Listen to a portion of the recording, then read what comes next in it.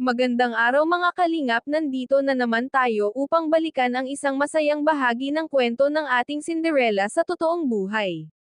Dala ang maraming blessings, pinuntahan nila Kuya Jomar si Carla. Pero habang nasa daan sila biglang bumuhos ang malakas na ulan, nagmamadali silang pumunta sa bahay ni Carla. Nagulat si Carla dahil hindi ito nagsabi na pupunta sila sa kanilang bahay. Nang nakita ni Carla na nabasa sa ulan si Kuya Jomar, pinunasan nito ang mukha. Sobrang kinilig ang ating binata sa ginawa ng ating Cinderella. First time na nangyari na pinunasan ang kanyang mukha, ipinakita ni Kuya Jomar ang kanyang sorpresa, isang cake na may nakalagay na I miss you best.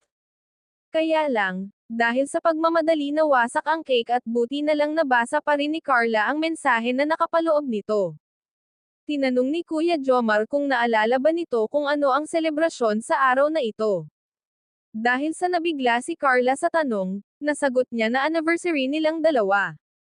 Natawa si Kuya Jomar na may halong kilig, dahil ayon nito anniversary nilang dalawa. Ang totoo pala ay monthsary ng kanilang friendship.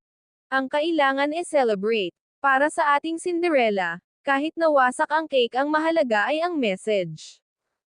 Nagpapasalamat si Carla sa time at effort na inalay ng ating binata sa kanya. Nasambit din ni Kuya Jomar na kahit wasak na ang cake ang mahalaga ang puso niya ay buong buo para sa dalaga. Nag-request si Kuya Jomar ni Carla ng love scar sign at ginawa nila ito. Maliban sa cake, nagdala ng mga chocolates na hinugis bulaklak para sa kanilang monthsary of being together. May dalawang teddy bear na nag-iilaw na bigay ng mga fans, nasambit ni Kuya Jomar na may kapatid na si Jom Jom. Maraming nagpaabot ng kanilang mga regalo sa ating minamahal na Kuya Jomar at Carla. Lubos na nagpapasalamat ang dalawa sa mga biyayang natatanggap mula sa mga taong nagmamahal sa kanila. Dito nagtapos ang isang bahagi ng ating kwentong kinagigiliwan. Hanggang sa muli mga kalingap, maraming salamat sa inyo.